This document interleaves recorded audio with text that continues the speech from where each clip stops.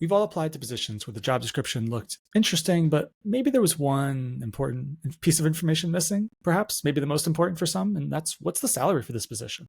If you've never hired and only ever applied for jobs before, this might seem like the most obvious thing to include in the job posting. But Ben, you and I have been on that other side before, and we know that there are often many reasons outside your control, my control, somebody's control when it comes to a salary range being public. Where do you fall in this debate? Do you think that this is essential? Is this even a debate for you, or do you sort of feel like it depends on what's going on? I think now in 2024, it feels like this is starting to be settled out. That salary ranges should be on Yeah, pretty much every job post. yeah, And that's for moral reasons, but also legislative reasons. It's just trending in more and more sure, locations, at least here in the United States, that it's actually required. And so as more companies are doing it, it becomes more of a standard practice. yeah, I personally have been on both sides of this. Of course, I've written job descriptions, I've applied to job descriptions. yeah, And as an applicant, I certainly appreciate it. It helps me filter out jobs that would be a good fit for me. of course, But the other end of that is it helps the employer filter out employee candidates who are not a good fit for them yes, on the basis of salary. that's So right. it works as one more filter. It's fewer resumes that you need to worry about. If you are tending to offer jobs that are on the lower end of this, and you might not want to put a salary there because it's not great, you might attract talent that you just not be able to actually Right. close the deal on. You might get through 3 or 4 rounds of interviews. They might be your first choice. And then you get around to that salary discussion and find out this is not going to work. And so it does save you time as an employer because you filter to the correct salary range. Yeah, no, 100%. I mean, it feels like it should be table stakes, but I do understand that sometimes, especially at a larger company, if you're the hiring manager, maybe you're the CTO, maybe you're the dev lead, and you're watching this, it's beyond your control, right? And so I have worked with people before who've been in situations like that, and what I would say is that at the earliest place humanly possible that you are allowed to give a range, give it. If you're not allowed to do it in the job posting, then once you do that, whatever that first round of interviews are, figure out a way to say it there, right? Figure out a way to do it, because Ben, as you said, the worst is when you get through this long, lengthy process, you get to the end, realize you're not a little off. Right. You're like multiple tens, many tens of thousands of dollars away. And you're just like, both sides are looking at each other and you're like, how did we get to this point? We've wasted each other's time. Everybody's wasted each other's time. And hiring, even if the candidate doesn't ask that, volunteer that information at the earliest possible time. Right. Yeah. Hiring is expensive. It's important, but it's expensive. It takes a lot of organizational capacity, or if you're a solo founder or a small team, it takes a lot of your time to find that right person. And in 2024, as of yet, AI cannot yet solve that problem for you.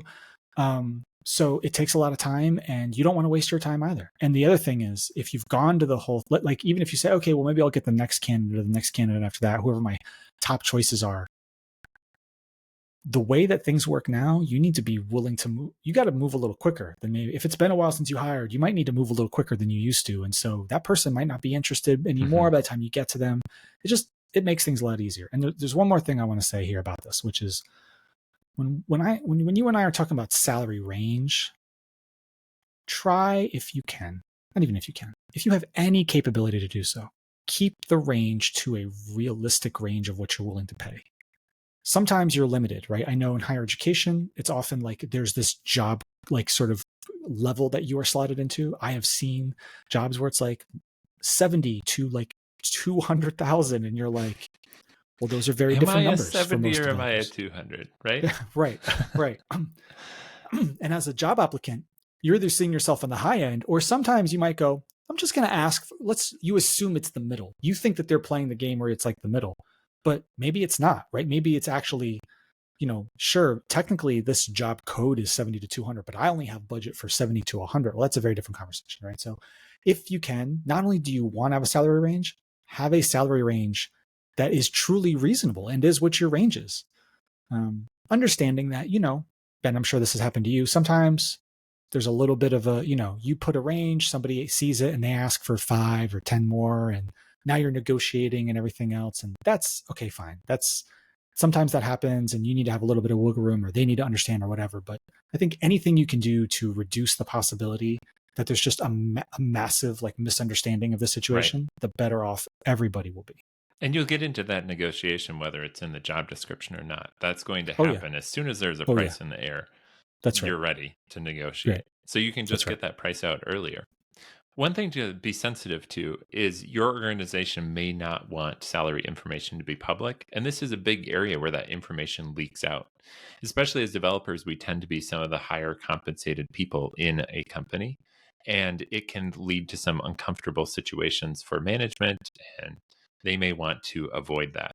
So be aware of that as you're pushing for salary ranges to be on a job description, or be aware of it if you put them on there. You're granting that information to everyone. They have an idea of this is what this position makes and how does that compare to what I'm making. So be prepared to deal with some of those complexities as they come up. It's just a downstream effect of being upfront and public about what you're willing to pay. That's a great point, right? Where we're talking about salary transparency with new hires. But if your organization isn't being transparent about salaries, even at a maybe a slightly abstracted level, to the rest of the organization, that might be a shock to the system, Right. and you need to prepare for that in whatever way that you need to prepare for. Right? Just be aware of it. That's a I great think note. culturally those concepts need to go hand in hand, both with new Sure. hires Ideally, and yeah. existing hires, or that'll happen organically whether you want it to or not. Turns out people like to talk about what other people are making.